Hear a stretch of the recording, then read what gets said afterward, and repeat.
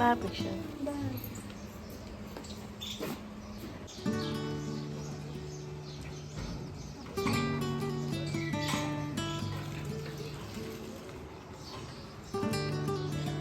शुभ सकाळ सगळ्यांना. कसे आहात सगळे?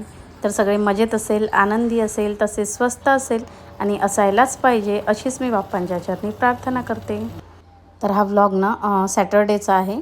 तर अपेक्षा आत्ताच शाळेत गेली. त्यानंतर मग निवांत बसून जरा चहा वगैरे घेतला आणि त्यानंतर जी काही आता पुढची कामं आहे तर त्यालाच मी लागलेली आहे. तर समोरचा पोर्च वगैरे झाडायला घेतला.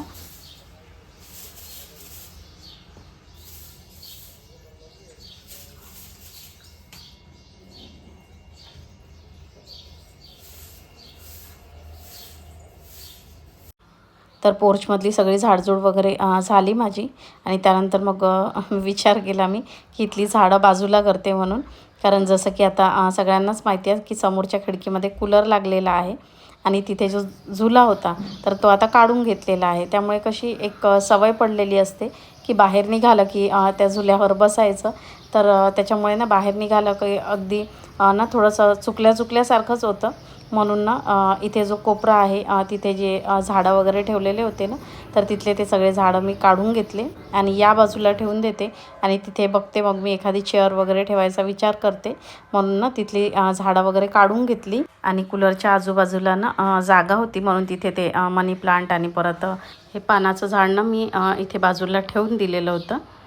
तर इथल्या कुंड्या काढल्यानंतर ना इथे भरपूर अशी थोडी माती होती तर तीच झाडायला घेतली. कारण रोज एवढ्या मोठ्या अशा कुंड्या वगैरे सरकून काही झाडणं होत नाही. आजूबाजूचं तेवढं झाडणं वगैरे होत असतं म्हणून. आणि झाडांना रोज आपण पाणी टाकतो त्याच्यामुळे ते माती वगैरे उडत असते, बाहेर निघते कधी कधी. किंवा कुंडींना होल वगैरे असते त्यातनं पाणी ते सगळं बाहेर निघतं तर त्याच्यासोबत माती ही निघतच असते झाडाची. त्याच्यामुळे कोपऱ्यामध्ये ना जरा माती होती तर तीही सगळी झाडून मी काढून जमा करून घेतली. आणि त्यानंतर ना मग इथे एक चेअर आणून ठेवली मी की म्हणजे बाहेर निघालं की बसायला होते ती. म्हणजे एक सवय आहे चहा पिताना वगैरे आणि असंही थोडा वेळ शांत असं बसावं वाटलं की बाहेर छान चेअर वगैरे असली की बरं वाटतं. कारण इथे बसलं की समोरचं दृश्य वगैरे ना छान असं हिरवंगार आहे आणि समोरची जागा देखील मोकळी आहे. तर छान वाटतं असं निवांत कधी बसलं वगैरे तर. म्हणून मग इथे चेअर ठेवली. कारण आता झुला लावायला तर आता पूर्ण उन्हाळा बाकी आहे. जोपर्यंत म्हणजे कूलर इथला निघत नाही तोपर्यंत तो काही तिथला झुला वगैरे बंगई जी काही आहे ती काही लागत नाही. म्हणून मग ना तिथे चेअर ठेवून घेतली. आणि त्यानंतर आता मी किचनमध्ये आलेली होती. तर काल ना रात्री मी मूग आणि चणे भिजत घातलेले होते तर तेच मला आता ना चाळणीमध्ये काढून घ्यायचे होते. आणि त्याला मग सुती कापडामध्ये ना बांधून ठेवायचे आहे छान मोड येण्याकरिता. म्हणून ते जरा वेळ चाळणीमध्ये काढून ना मी त्याला थोडा हवा वगैरे लागू देणार.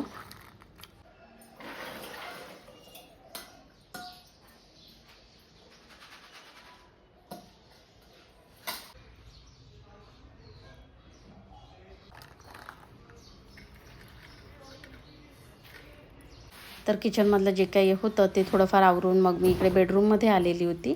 कारण या बेडवरची ना बेडशीट मला चेंज करून घ्यायची होती आणि ही बेडशीट ना धुवायला टाकायची होती. कारण मी लगेच काढली बेडशीट की मग ती धुवायला टाकून देत असते. म्हणजे धुवून राहिली की आपल्याला कधीही चेंज करायची राहिली की आपण ती टाकू शकतो. म्हणून जेव्हाही मी चेंज करते त्याचवेळी मग काढलेली जी बेडशीट असते ती धुवायला टाकून देत असते. तर या बेडवरची ना बेडशीट वगैरे मग मी टाकून घेतली. आणि दुसऱ्या बेडरूममध्ये जो बेड आहे तर तिथली बेडशीट मी काढलेली होती. म्हणजे मी सोबतच टाकत असते दोन्ही बेडरूममधल्या चादरी धुवायला. म्हणजे एकत्र धुतल्या की मलाही लक्षात राहतं की ह्या सोबतच लावायच्या आणि सोबतच मग काढल्या की बऱ्या राहतात.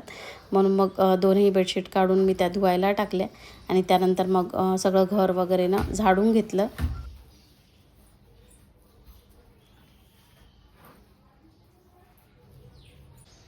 तर झाडू वगैरे काढेपर्यंत इकडे मूग आणि चण्याचं पाणी देखील ना निथळलेलं होतं.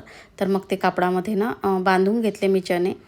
मात्र मूठ कापडामध्ये बांधायला घेतली पण मग विचार केला की कापडामध्ये बांधण्यापेक्षा ना मी त्याला चाळणीवर टाकते आणि त्यावर एक ना ओला कापड असा सुती कापड ठेवून देते. म्हणजे त्याच्यामुळे देखील ना छान असे मोड येत असतात मूठला वगैरे. तर चणे मी ना सुती कापडात बांधून घेतलेले होते. मात्र मूठ मग ना चाळणीमध्ये टाकून त्यावर एक ना ओला कापड मग मी ठेवून दिला आणि त्याला झाकून ना मग ठेवून देणार, म्हणजे रात्रीपर्यंत छान कोंब याला येऊन जातात.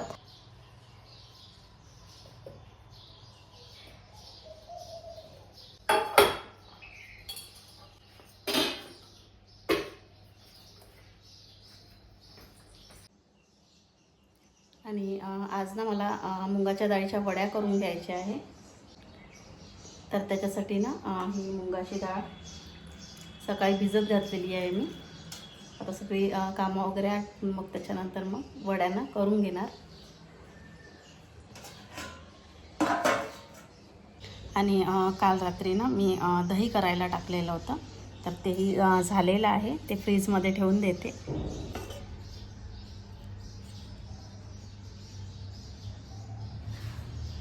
छान जमलेलं आहे दही. हे वर जे पाणी दिसतंय ना, तर मी गाईच्या दुधाचं बनवत असते ना, त्याच्यामुळे ते थोडंसं पातळ राहतं.